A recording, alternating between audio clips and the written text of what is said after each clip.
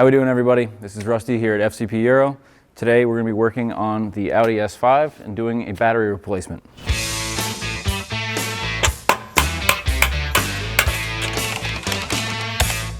If you're like us and the car's dead and you have to get into the car, here's a couple of steps in order to get into the car with the dead battery. So obviously, can't get into the car with a dead battery. Everything's electronic nowadays. Key fob doesn't work, doesn't unlock the doors. Your Kessie system doesn't work.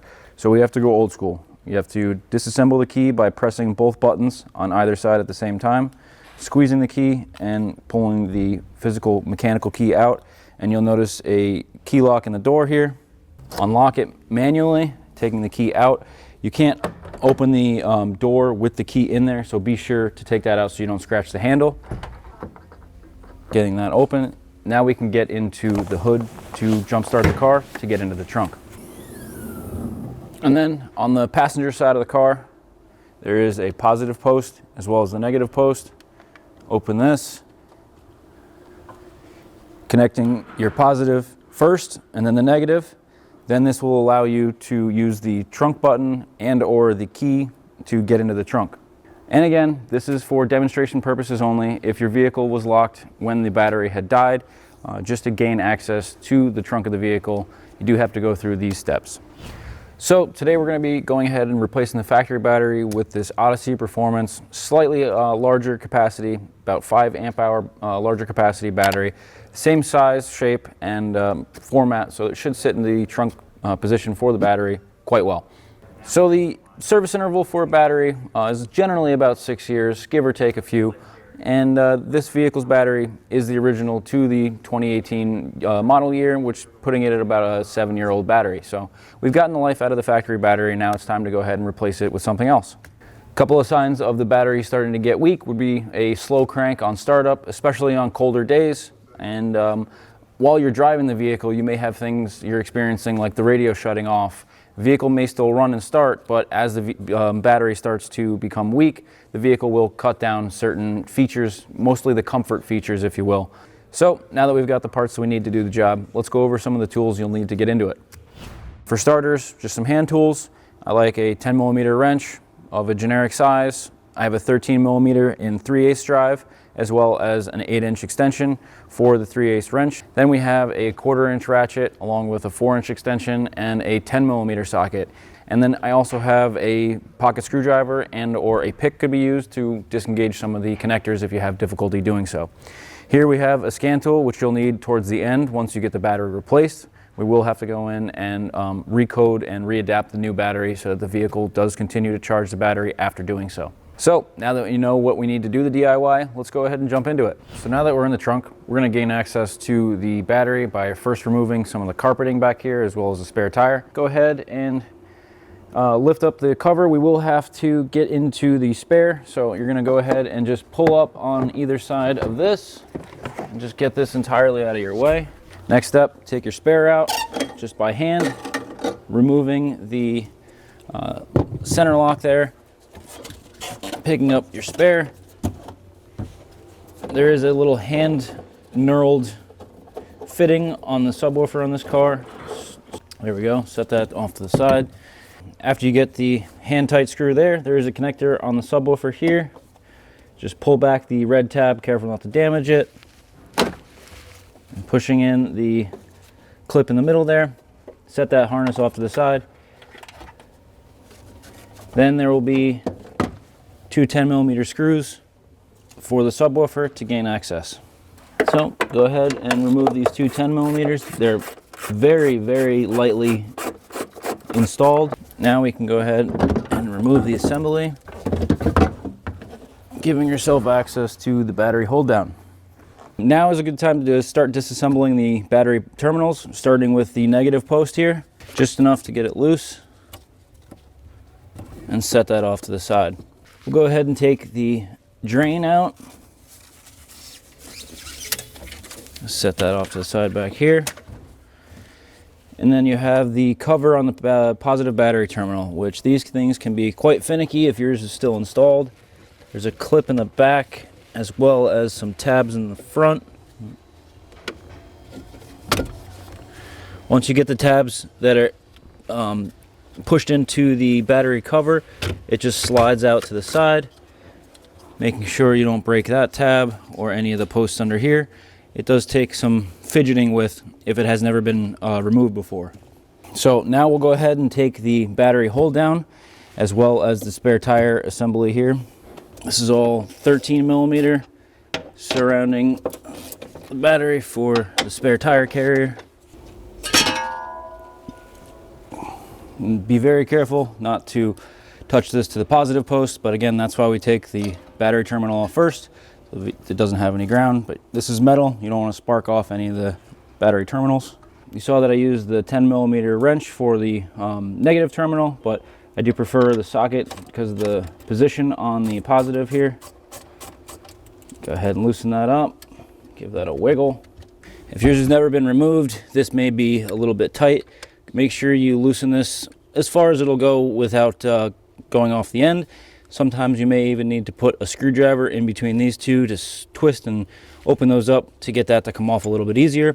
But sometimes a little wiggling will quickly remove that terminal. And then finally, before you go ahead and take the battery out of the trunk, it is held down with one more 13 and the battery hold down. I like to leave the bolt in the hold down when I set it off to the side, just to remind myself which way that does go in, because if you install it this way, it will not hold the battery in properly. So, and then without blowing out your back, carefully remove and don't scratch your bumper.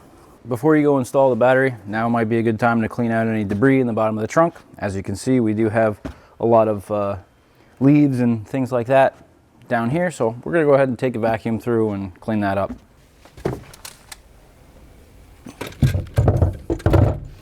So making sure you have the positive lined up again and the negative there. I do leave the caps on there just for no confusion, as well as making sure that I don't touch the terminals while I'm reinstalling.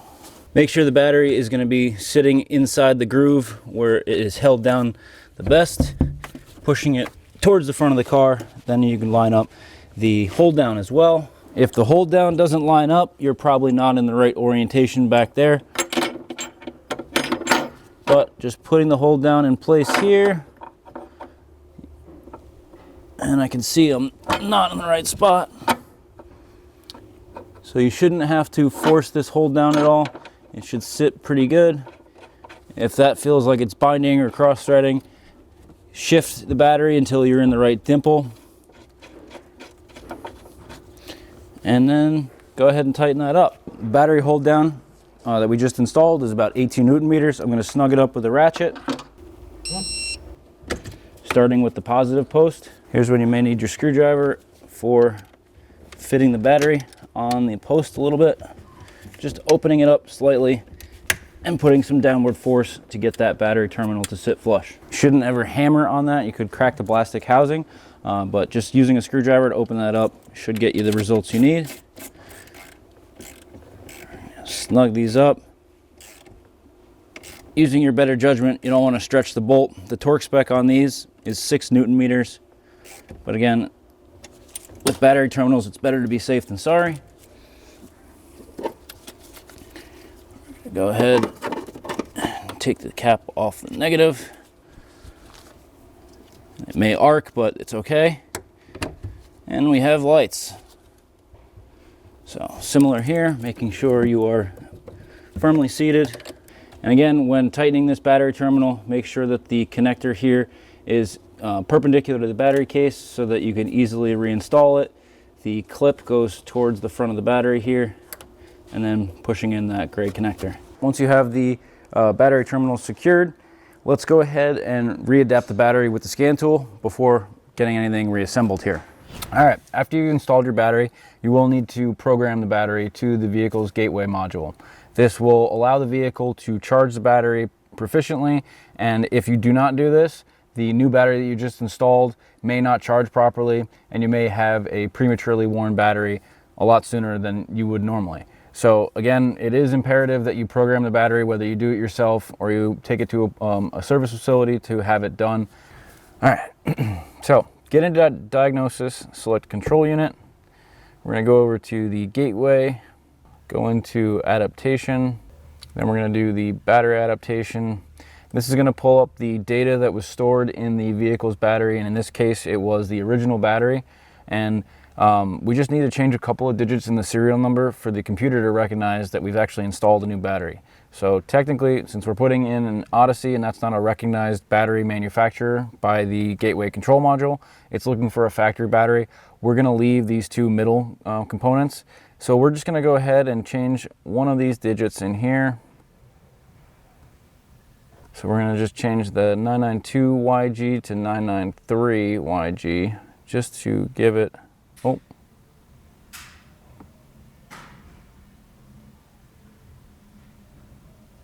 just to give it one digit off so that the computer recognizes that it has a slight difference.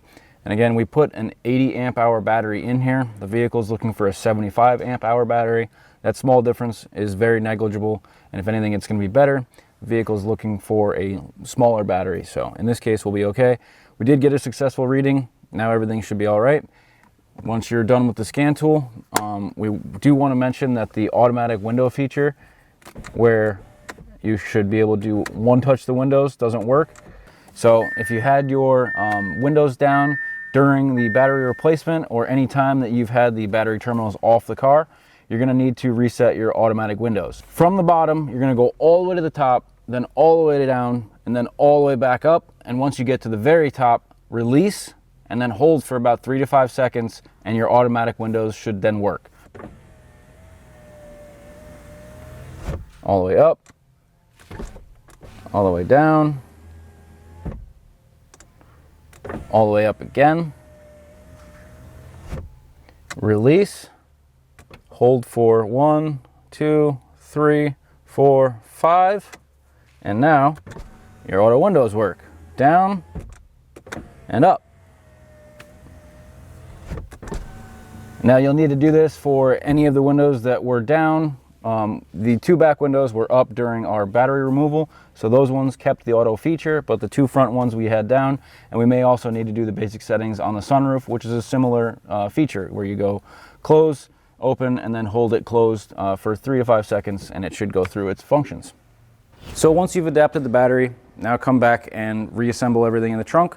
We've already tightened the battery terminals previously, so I'm just going to go ahead and reinstall the vent line here. Should be an opening on either side of the battery. Go ahead and make sure that's tucked out of the way when you reinstall the spare tire carrier. And then you should have 4 13mm bolts. When you install that tire carrier, be very careful not to hit any of the battery terminals, as it may arc on installation. And just start all these by hand, because there is 4, making sure that they're all lined up before tightening any of them.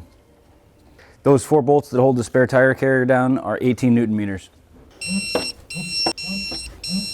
So with this Odyssey battery, the 2 posts on top of the cover that you remove will not engage the same way they did in the factory battery.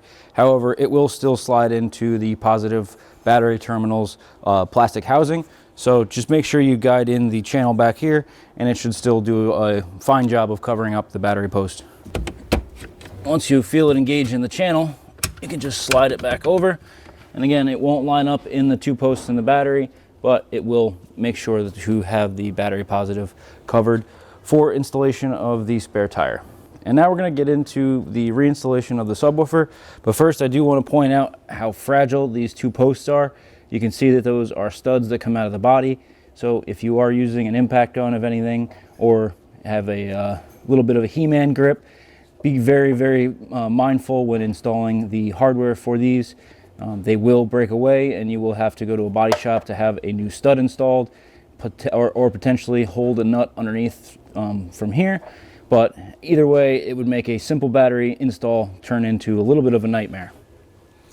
Make sure you hold the harness up out of the way, tipping it under the trunk, lining it up on those studs, getting it into place. Go ahead and re-engage our connector, locking in the red locking tab. And then it's 2 10mm nuts with washers. 3 Newton meters is the torque spec, so I am just going to give these a little snug and not even a quarter turn, maybe an 1/8 or a 1/16 right there.